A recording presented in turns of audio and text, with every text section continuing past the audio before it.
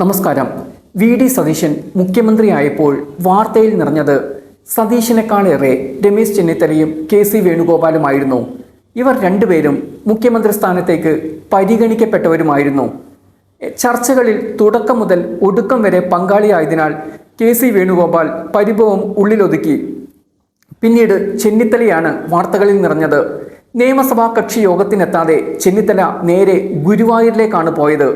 തിരികെ തിരുവനന്തപുരത്തെത്തിയപ്പോൾ സതീശൻ തന്നെ വീട്ടിൽ പോയി കണ്ട് മഞ്ഞുരുക്കി. മന്ത്രിസഭയിൽ ചേരണം എന്ന ആവശ്യം ഉന്നയിക്കുകയും ചെയ്തു.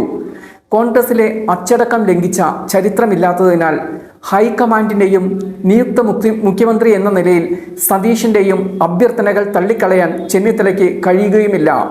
ചെന്നിത്തലയെ പോലുള്ള കേരളത്തിലെ കോൺഗ്രസിലെ ഏറ്റവും മുതിർന്ന ഒരു നേതാവ് വെറും MLA ആയി തുടർന്നാൽ അതിൻ്റെ ചലനങ്ങളും കോൺഗ്രസ് രാഷ്ട്രീയത്തിൽ പ്രകടമാകും. സതീശനും ഭരണമത്ര സുഗമമാകില്ല. ഇതെല്ലാം മുന്നിൽ കണ്ടാണ് കോൺഗ്രസ് നേതൃത്വം ചെന്നിത്തലയെ അനുനയിപ്പിച്ചത്. കേരളത്തിൻ്റെ ചാർജുള്ള ദീപാദാസ് മുൻഷിയും ചെന്നിത്തലയെ കണ്ട് മന്ത്രിസഭയിൽ ചേരണമെന്ന് അഭ്യർത്ഥിച്ചിരുന്നു. ചെന്നിത്തലയ്ക്ക് അവഗണിക്കാൻ കഴിയാത്ത മുതിർന്ന നേതാവ് AK ആന്റണിയും മന്ത്രിസഭയിൽ ചേരണം എന്ന് ചെന്നിത്തലയോട് ആവശ്യപ്പെട്ടിട്ടുണ്ട്. ആഭ്യന്തരമന്ത്രി അല്ലെങ്കിൽ സ്പീക്കർ പദവികളാണ് ചെന്നിത്തലയ്ക്ക് മുന്നിലുണ്ടായിരുന്നത്. സ്പീക്കർ പോസ്റ്റിനെ കുറിച്ചുള്ള ദീപാദാസ് മുൻഷിയുടെ ചോദ്യത്തിന് സജീവ രാഷ്ട്രീയം തന്നെ മതിയെന്ന ചെന്നിത്തലയുടെ മറുപടിയിൽ ഇതിനും ഉത്തരമായി. സതീശൻ സർക്കാരിൽ ചെന്നിത്തല ആഭ്യന്തരമന്ത്രി പദവി കൈയാളിയേക്കും. ഉമ്മൻചാണ്ടി മന്ത്രിസഭയിലും ചെന്നിത്തല ആഭ്യന്തരമന്ത്രി പദവി തന്നെയാണ് വഹിച്ചിരുന്നത്.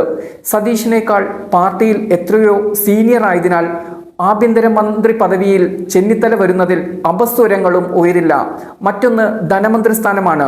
മന്ത്രിസഭയിൽ ഏറ്റവും പ്രാധാന്യമുള്ള വകുപ്പാണിത്. ആഭ്യന്തരമന്ത്രി പദവിയില്ലെങ്കിൽ ചെന്നിത്തലയ്ക്ക് യോജിച്ച മറ്റൊരു വകുപ്പ് ധനകാര്യമാണ്.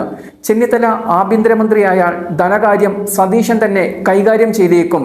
മുഖ്യമന്ത്രി തന്നെ ധനകാര്യവും കൈകാര്യം ചെയ്യുമ്പോൾ ഭരണപരമായ പല പ്രശ്നങ്ങളും വിവാദങ്ങളില്ലാതെ കൈകാര്യം ചെയ്യാൻ സതീശന് കഴിയുകയും ചെയ്യും.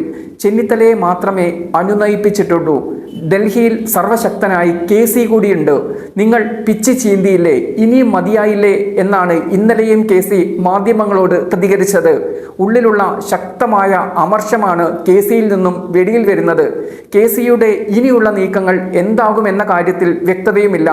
അത്തരം നീക്കങ്ങൾ സതീശൻ ഗ്രൂപ്പിന്റെ ഉറക്കം കെടുത്താൻ പര്യാപ്തവുമാണ്.